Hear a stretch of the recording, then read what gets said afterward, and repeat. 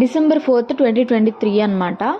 నా లైఫ్లో మర్చిపోలేని రోజు అండి. సుప్రభాతం సేవ స్వామివారిని మొదట గడప నుంచి చూసుకునే అదృష్టం కలిగింది నాకు. ఇంకా నేను 10 to 15 డేస్ అవుతుంది పీరియడ్స్ రాక. నేను ఇంకా పాజిటివ్లోగానే ఉన్నానండి. అంటే పాజిటివ్ ఏమన్నా వస్తుందేమో చెక్ చేసుకుంటే ఇంటికి వెళ్ళాక అయినా అనేసి చాలా హోప్స్తో ఉన్నాను.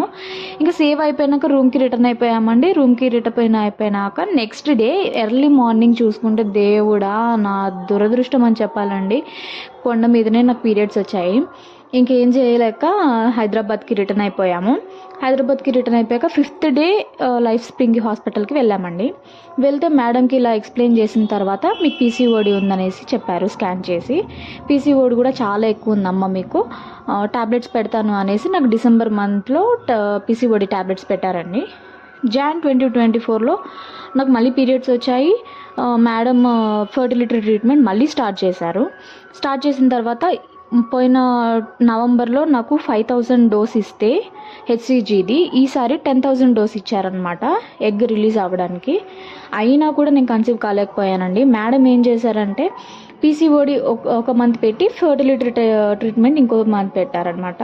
ఫిబ్రవరిలో కూడా పీసీఓడి టాబ్లెట్స్ పెట్టారు. ఇంకా మార్చ్లో నేను తీసుకోలేదండి టాబ్లెట్స్. మార్చ్ మంత్ కొంచెం గ్యాప్ ఇద్దాము అనేసి మేము హాస్పిటల్కి వెళ్ళడం మానేసాము. ఏప్రిల్ మంత్లో ఏం చేశారంటే శ్రీరామనవమి వచ్చిందండి. ఇంకా ఏప్రిల్లో శ్రీరామనవమి రోజు నేను అమ్మవారికి వడిబియ్యం పోసాను, ఏమైనా దేవుళ్ళైనా హెల్ప్ చేస్తారేమో అనేసి.